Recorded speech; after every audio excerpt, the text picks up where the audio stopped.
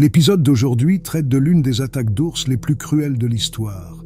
Un chasseur d'ours est brutalement attaqué par l'ours qu'il chassait, son visage complètement arraché et dévoré.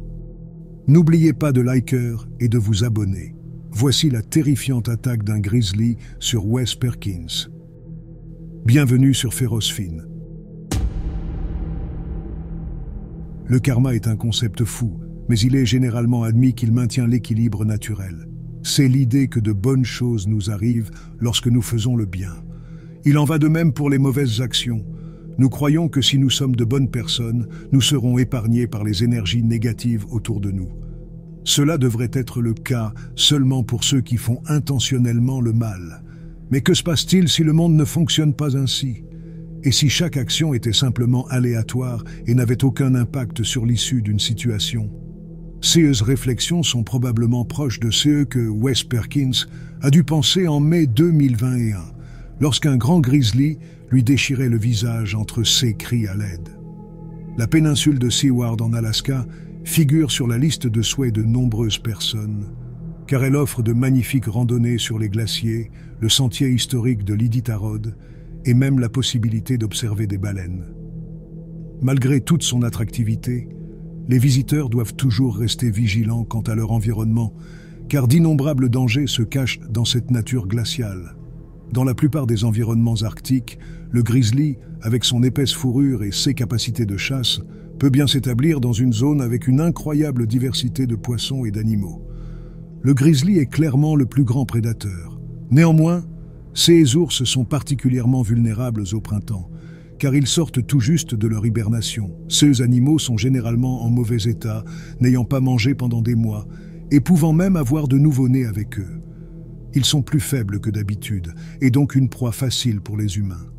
Les gens l'ont compris, d'où la tradition annuelle de la chasse aux ours de printemps. C'est là qu'intervient Wes Perkins. En mai 2011, Wes et ses deux compagnons de chasse, Dan et Edward Stang, se rendirent sur la péninsule de Seward pour une chasse à l'ours en commun. Passionnés par la nature, ils organisaient régulièrement des expéditions ensemble pour échapper au bruit de leur ville. Après quelques jours, ils découvrirent les traces d'un grand ours mâle et commencèrent à le suivre à travers la neige. Depuis leur motoneige, ils pouvaient dire à partir des empreintes de pattes que cet animal était incroyablement grand, et s'ils réussissaient à le chasser et à le tuer, cela deviendrait le sujet de conversation de la ville. Soudain, les traces disparurent. Wes descendit pour chercher des traces de l'ours sur le sol. Il ne se doutait pas que l'ours l'observait à une distance de 20 mètres, attendant le bon moment pour frapper. Au moment où le chasseur devint la proie, l'ours bondit soudainement sur lui, traversant les arbres directement vers Wes. Entendant le bruissement derrière lui, Wes se retourna et vit à son horreur le gigantesque ours mâle, avec ses yeux meurtriers, se précipiter vers lui. Il tenta de saisir son fusil pour se défendre, mais l'ours était trop rapide. Au lieu de l'ours faible et vulnérable qu'ils attendaient, cet animal était en pleine santé et affamé, après un long hiver, assez affamé pour manger un homme s'il le capturait. Il projeta Wes au sol alors que son corps massif chargeait à 50 km à l'heure et attrapa le visage de Wes d'un mouvement rapide. Sa tête paraissait minuscule comparée à l'énorme prédateur et, en fixant les rangées de dents devant ses yeux, il sut que ses chances de survie étaient désormais très faibles. L'ours commença immédiatement à secouer Wes comme un chien secoue un nouveau jouet. Il déploya toute sa compétence pour tuer sa proie, enfonçant ses dents de plus en plus profondément dans le visage de Wes, et il pouvait entendre son propre crâne se briser sous la pression que l'animal exerçait sur lui. Il mordit plus fort, tentant de broyer complètement le crâne de Wes pour mettre fin à la torture.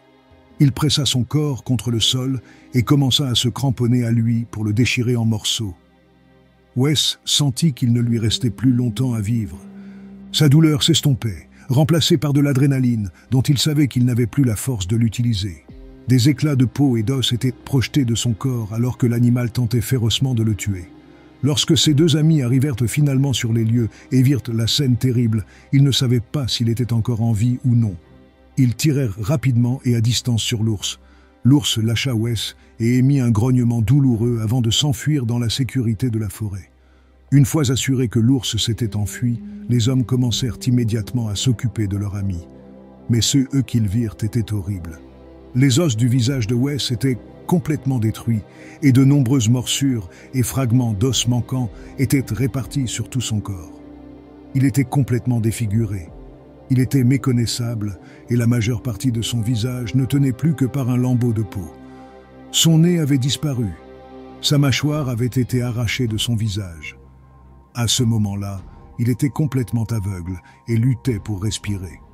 Le père et le fils tentèrent de sauver sa vie, sachant qu'ils n'auraient que peu de temps avant que Wes ne devienne non réactif, soit à cause de la douleur qui le ferait s'évanouir, soit à cause de ses blessures. Ils l'interrogeaient pour obtenir des informations sur l'attaque qui pourrait l'aider. Mais sans mâchoire, il ne pouvait pas répondre. Au lieu de cela, il utilisa des signes de la main. C'était le seul moyen de communication dont disposait Wes pendant longtemps après l'attaque. Ils envoyèrent un message radio à Nome, la ville la plus proche, informèrent les gardes forestiers de la situation et demandèrent de l'aide. Après avoir été informés de l'intensité de l'attaque et de l'état de Wes, des hélicoptères furent immédiatement dépêchés. En quelques minutes, les hélicoptères étaient sur place pour secourir Wes tant qu'il était encore temps. Pendant l'attente, Wes perdait régulièrement connaissance car la perte de sang due à l'attaque commençait à faire effet. Après avoir été transporté en hélicoptère de secours, il fut immédiatement envoyé à l'hôpital Harborview, où il fut plongé dans un coma.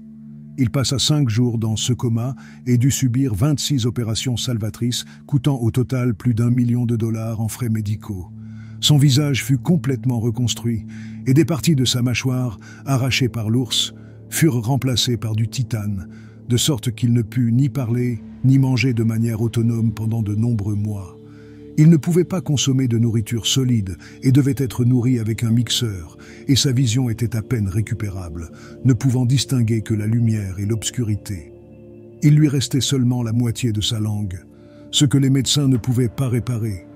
Et bien qu'il puisse maintenant parler, c'est déchirant pour un homme qui aimait tant parler de subir ces handicaps qui changent la vie, après avoir finalement été libéré de l'hôpital plusieurs mois plus tard. En raison des fortes douleurs causées par ses blessures, il a par la suite lutté contre une dépendance à la méthadone.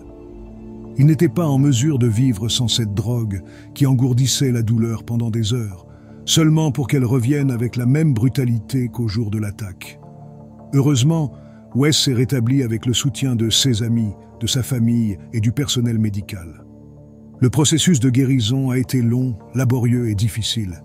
Et il y eut des moments où Wes pensait qu'il serait plus facile de simplement mourir et d'échapper à la douleur et à l'horreur de sa torture.